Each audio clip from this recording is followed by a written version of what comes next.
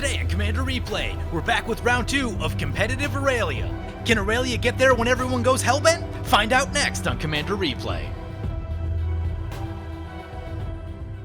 If you guys are interested in playing webcam games of Commander with me and supporting the channel, feel free to check out the Eventbrite link in the description below.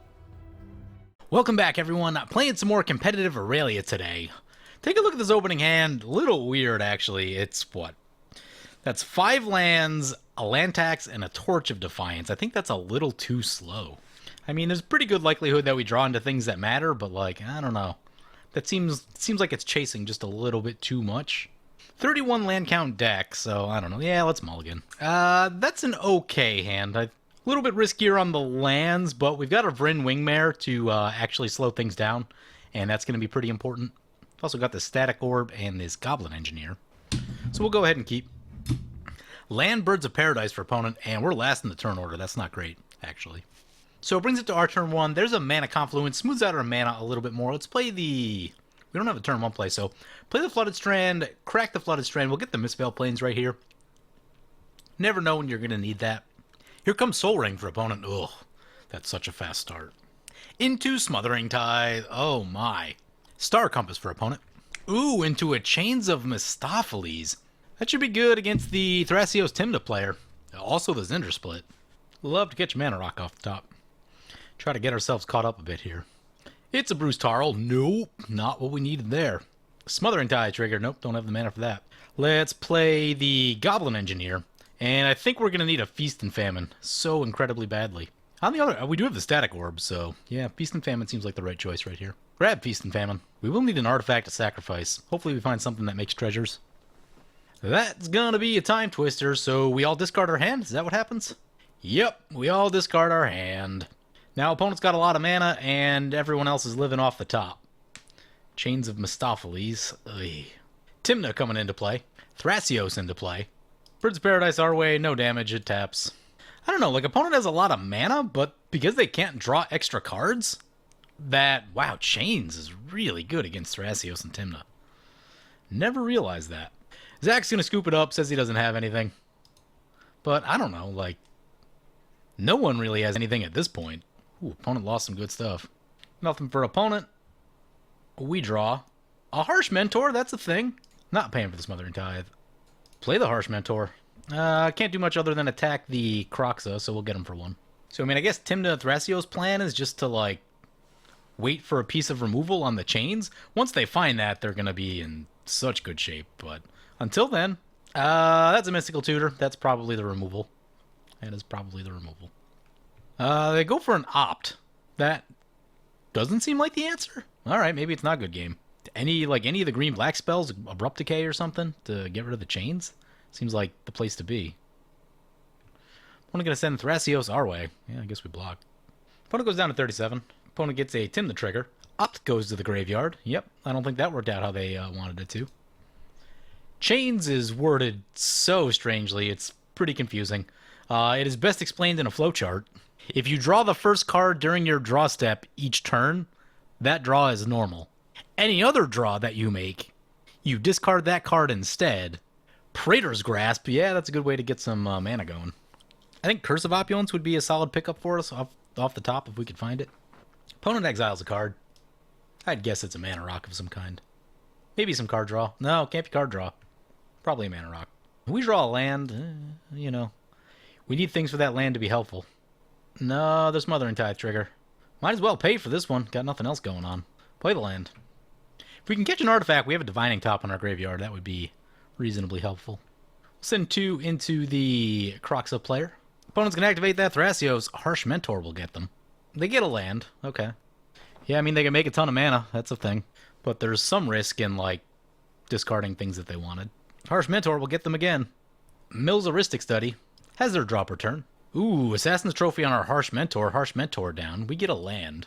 Let's get a second red, make sure we have 2 of each. Thrasios our way, we'll block that. Tymna over to the Kroxa opponent. We'll block. Opponent should have hit the chains. Why didn't they hit the chains? Because then they could just draw like crazy and win the game. That's a punt. Opponent activates the Thrasios. Mills a Signet. Sounds good to me. So I've been testing this deck a bunch, and it's interesting. It's got potential, But the question I'm wondering is that, like, what if I just run all the same cards in Winota? Is that just better? And I think it might be, because, like, on 4 mana, we'd be able to cast Winota this turn, swing with the Goblin, and then, you know, get a trigger. And Aurelia is still just a ways away. I think for, like, this competitive type setting, I think Winota might just be better. Because with Aurelia, like, the normal tools that you would use to close out, like, a normal game of Commander aren't super available in a game of CEDH because of mana curve considerations and just, like, a lot of cheap removal. Opponent's gonna Kroxa, yep. So it'll sacrifice because it wasn't escaped, and we each discard a card, and each player who discards a non-land this way loses 3 life, so we're at 36. That's a Sword of the Animist. Well, Sword of the Animist is super interesting. Not paying, because that puts us 2 turns away from Aurelia. Put that on the Goblin. Sword of the Animist not in the original deck list, by the way, and one that I've added in because so incredibly powerful, even in this setting. Get a land. So either land off the top, or we attack one more time next turn, and we've got ourselves an Aurelia. And that might be good enough. One thing I want to work on in this deck, too, and also the Winota deck, is ways to get your creatures back. Revelark is a strong contender. It's something I've thought about. Begs the question of, do you go the full combo if you do it, but don't really have a lot of sack outlets. But other contenders, there's another creature. It popped onto my radar this morning. Card called Custody Soulcaller. Has melee. Whenever it attacks, return target creature card with converted mana cost X or less from your graveyard, where X is the number of players you attacked with the creature this combat. So if you attack 2 players, you can get a 2-drop back, and that's pretty relevant. And it's a 3-mana 1/2. It's definitely worth checking out. Having some way to get your stuff back. The other thing I've been looking at is the 4-mana Ajani that can get your 2-drops back. I think it's between some of those. Savine's Reclamation's in the deck, so I guess that gets things back too. Opponent doing some attacks, gets us for 1. Tymna will trigger. Nothing doing from opponent yet. They're holding 1 card in hand, which makes me not super happy. Oh, there we go. They're going to transmute a Muddle the Mixture. Do they shoot the chains? Reveals an Abrupt Decay. Yep, there we go. Abrupt Decay on the chains. Now we're in a little bit of trouble. We need to find a way to get their commanders out of play, the Smothering Tithe, or just kill them quickly. It's going to take a lot for that. Land off the top. Untapped land would be super awesome. That's going to get us 2 lands with Sword of the Animist, plus just put damage on board. Opponent's going to escape their Kroxa. We go down to 32. Now it's a 6/6 in play. It's pretty big. It's pretty big. Brings it back to our turn. See what we draw. It's a Mask of Memory. Oh, that's interesting. Opponent's tapped out. Yeah, so I think we just suit up the mask. We could pay for the Smothering Tithe. We'll let it go because we're going to draw some stuff. Play the Mask of Memory. Equip the Mask of Memory. Swing into Thrasios. Sword of the Animist will trigger. We need to keep in mind that Kroxa also triggers on attack. Get a land. Let's get a mountain. We hit. Mask of Memory will trigger. We draw 2. Ooh, Leonin Arbiter and Remorseful Cleric.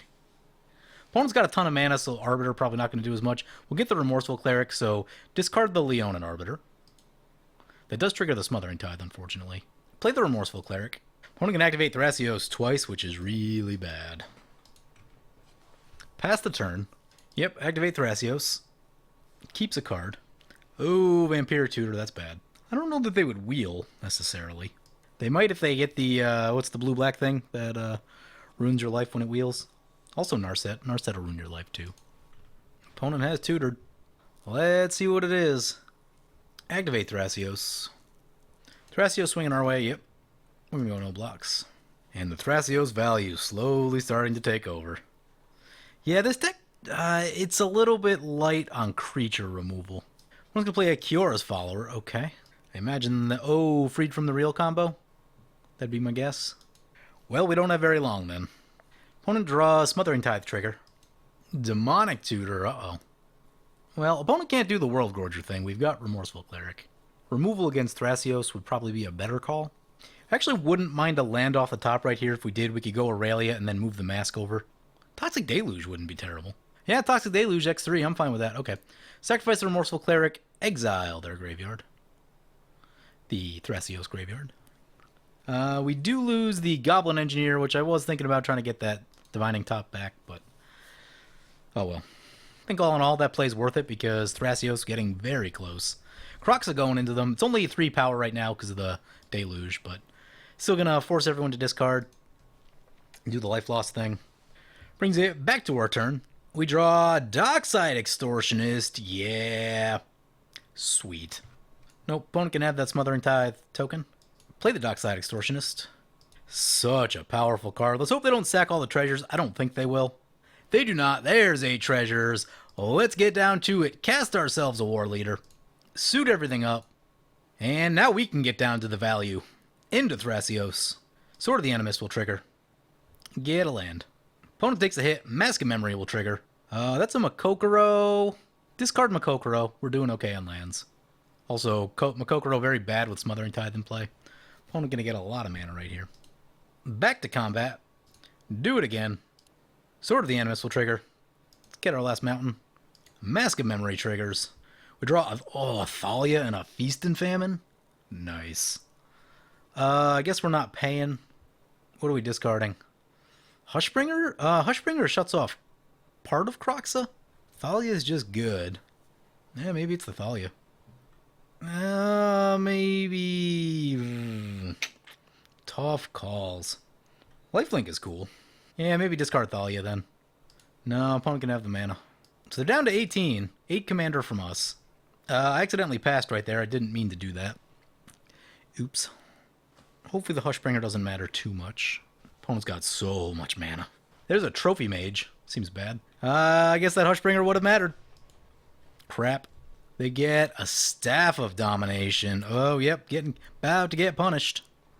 About to get punished. Here comes the Staff of Domination. Opponent's got quite a bit of mana. Here comes Thrasios back to play. Ooh, opponent can tap our Aurelia. That's bad. That is a bad. Pay 4, tap creature? Yeah. Hopefully they don't catch it. But they might also have to deal with Kroxa swinging their way, too. Kroxa into Thrasios. Ooh, each player's gonna have to discard.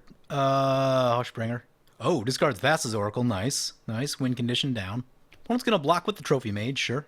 Trophy Mage down. Arcane Signet. Brings it back to our turn.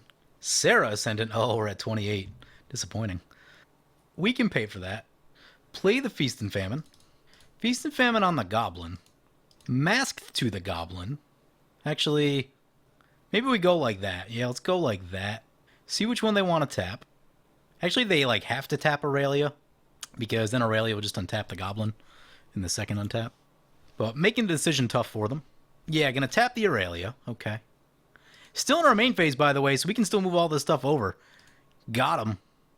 Move the Mask. Move the Sword. Swing with the Goblin. Swing into Thrasios. Sword of the Animist. Get a Plains. Lands untap. Mask of Memory will trigger. Let's go Mask of Memory on the bottom. Ooh, 2 lands. Gross. Discard a land. Pay for the triggers. Get Serra Ascendant. Play the land. Move the Feast and Famine over. Also move the Mask of Memory over. Pass like that. Might misfail playing something back like Linvala. I think would probably be a pretty good thing to put back in the bottom of our library. Opponent can activate the Thrasios. Yep. Opponent reveal the Tidesbound Tyrant at some point. That's not great. I would not like to see that come into play. They are mana short of that, though. That's a big play at 8 mana. Smothering Tithe triggers. Kroxa going on the attack. Each opponent discards. We lose 3 life. Opponent's down to 8. We have lethal on them. 0 cards in hand for Thrasios, although they've got activations.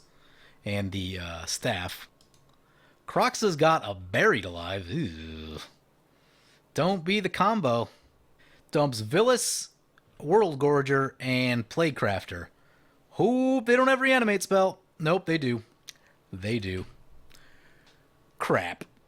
Well, hope Thrasios finds a way into something that matters. Here comes the World Gorger Dragon. We don't have anything going on at this moment, so we're going to have 6. Thrasios looking. Finds a Mental Misstep. That's not going to do it. Alright, that might be it. That might be it. They might misclick, though. You never know. Never know. Kroxa's back in the command zone. Oh, no, they can just make infinite mana and do the whole thing. Yeah, they got us. They got us. Oh, so close. So close. We were last in the turn order and we didn't mana rock, which was a big problem for this game. If we were able to get like one more thing into play early, I think that would have been good. Anything, but we didn't. Thrasios is such a strong deck, and if they hit the mana rocks, you in trouble. So that's how that went. Probably needs, like I talked about a little bit, I think the deck maybe needs more recursion for games that go like that. Sun Titan would have been cool. Sevinne's Reclamation would have been helpful. Is that not in the deck? There's no Sevinne's in the deck. That's part of the problem. Sevinne's would have been good at some point, so maybe we'll need to bring that in.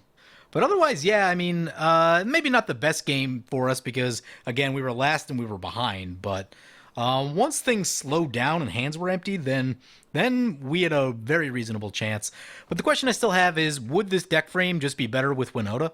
And it might. It might.